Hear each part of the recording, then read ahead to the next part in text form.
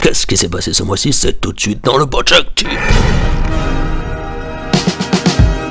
Bienvenue dans ce Botch Actu, nouvelle formule, qui traite donc de l'actualité du mois. Et on commence comme toujours avec les trailers où il va être question de super-héros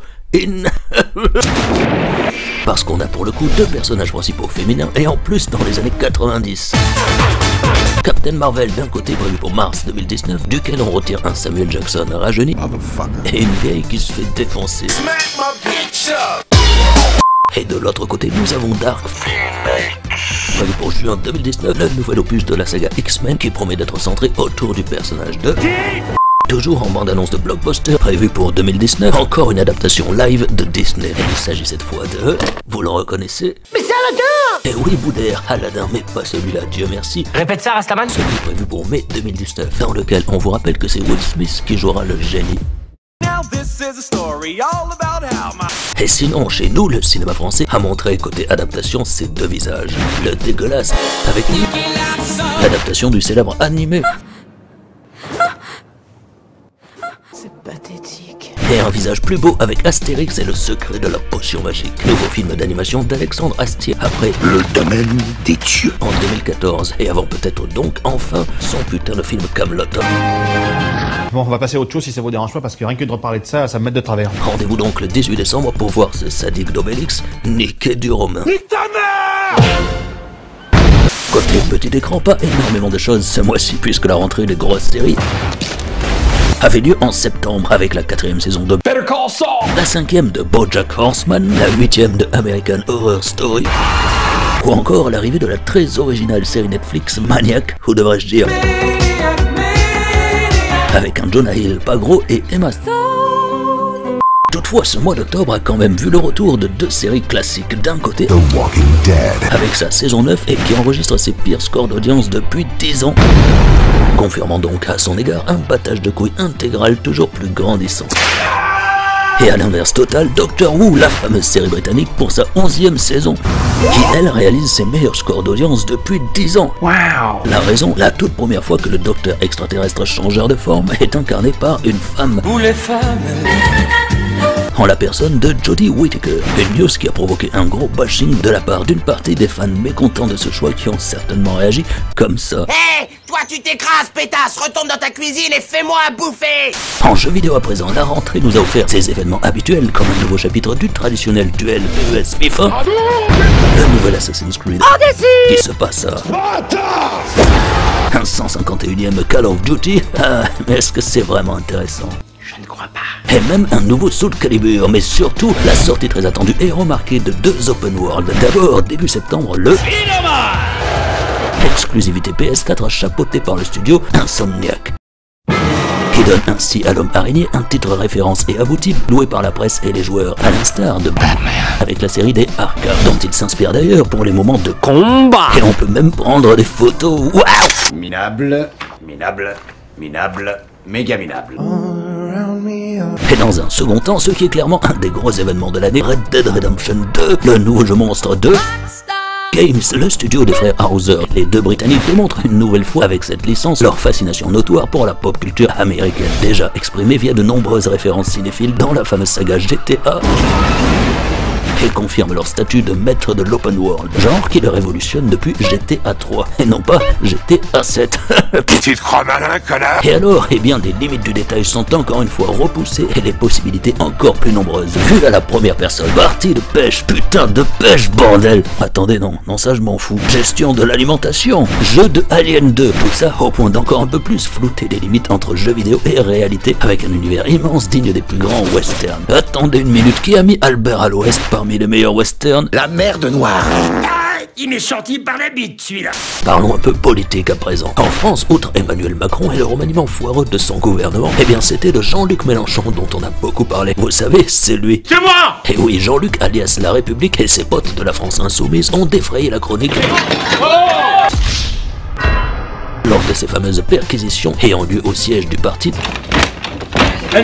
dans le cadre d'enquêtes menées après des soupçons d'emploi fictif et de financement de campagne douteux. Ce qui, comme vous pouvez le voir, ne leur a pas plu. Ah mais attendez, c'est pas les bonnes images, ça c'est le zoo. C'est moi, poussez-vous de là. Et le tout a donné lieu à un sacré pétage de plomb.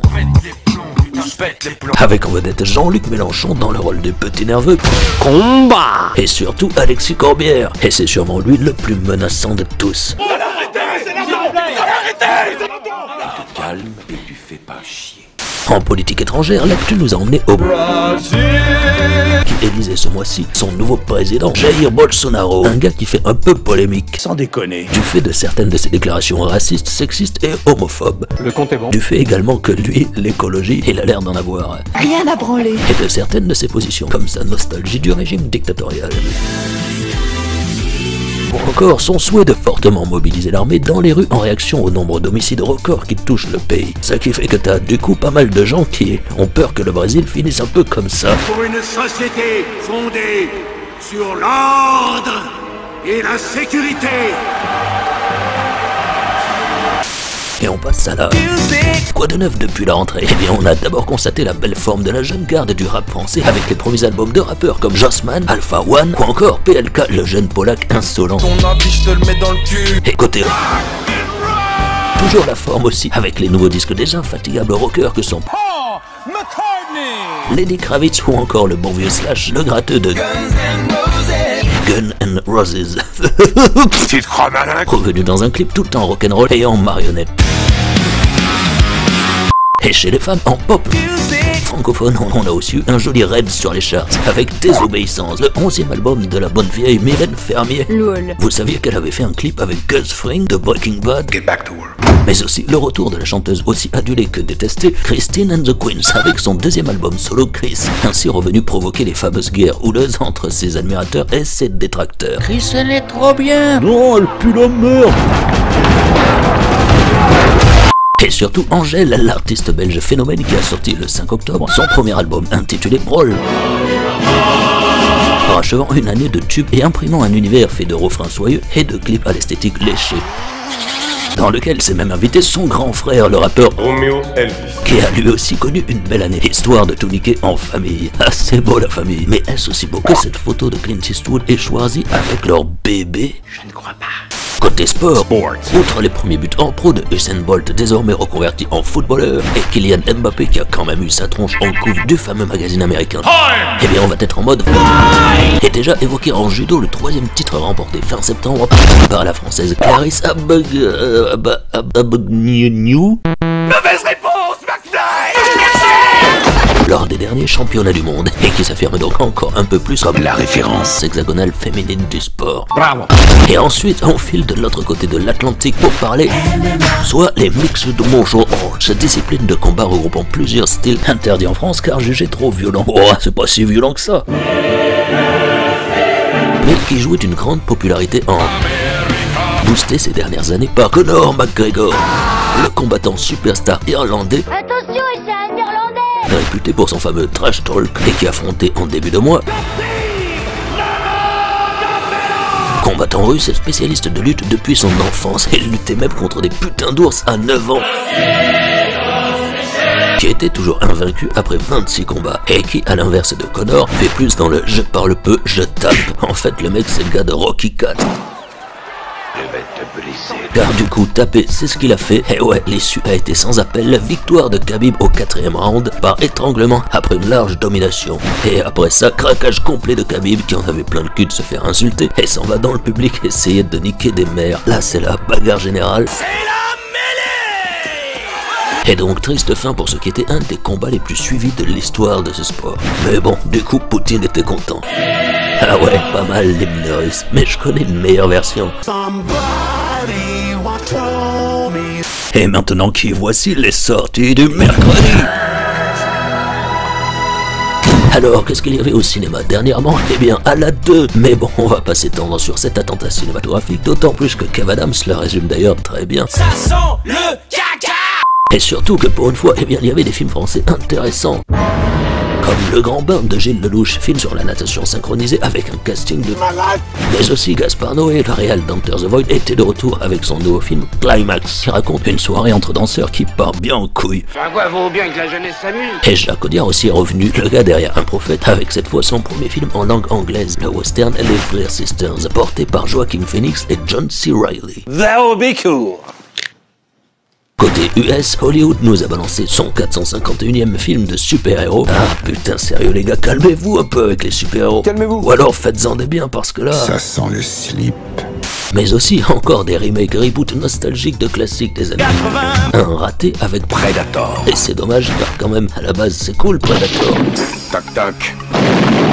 Et une plus réussie avec... la suite de l'original et qui fait vraiment honneur au classique de Carpenter sorti en 78. On peut aussi dire que la période des Oscars est lancée avec ses premiers prétendants A Star is Born de Bradley Cooper et donc First Man de Damien Chazelle, le film sur Neil Armstrong. Et enfin, pour ceux qui ont le cœur et les burnes bien accrochés, il y a le dernier film du réalisateur danois Lars von Trier, le roi de la provoque qui, 5 ans après son porno de 5 heures Nymphomaniac, s'attaque cette fois-ci au thriller avec The House That Jack Built, qui dépeint le parcours d'un tueur en série aux méthodes particulières. Bref, un film idéal à voir en famille. Mais bien sûr. Et on termine comme toujours avec vos commentaires juste après un truc flippant. Car oui, c'est Halloween après tout. What are you doing? Et ce coup-ci, je voulais commencer par rappeler à ceux qui ne l'auraient pas vu notre dernière annonce de ce mois-ci qui répond à toutes vos questions sur la chaîne. Quel est le nouveau format des Botch Actu? Où trouver les stickers? Boris est-il le frère d'Alpha One? Oh putain de merde. Quel est le nom de notre chaîne secondaire? Tout est là. Et d'ailleurs, j'en profite aussi pour vous remercier d'être déjà des 1000 sur notre chaîne secondaire La Corbeille. C'est extraordinaire. Où nous continuerons d'ailleurs de publier nos vidéos de déchets. Et j'en profite aussi pour remercier Maze Brother pour nous avoir fait participer à l'une de leurs dernières vidéos, ce qui me permet au passage de rappeler l'existence de leur chaîne ma foi fort sympathique. American Bullet Warrior 3. Et tant qu'à faire, on remercie aussi le maire de Toulouse pour nous avoir envoyé une lettre personnelle de félicitations. Et enfin, merci à vous et à vos réactions sur nos vidéos d'octobre, et notamment aux tipeurs qui ont fait exploser non pas notre cul, mais notre compteur Tipeee. C'était vraiment incroyable. Voilà, sur ce, on espère que ce nouveau format mensuel des Botch Actu vous plaît. Et on se retrouve donc fin novembre pour un nouvel épisode. Et avant ça, avec probablement d'autres vidéos qui, on l'espère, vous feront cet effet-là. Allez, sur ce, moi je me casse et je termine en vous souhaitant...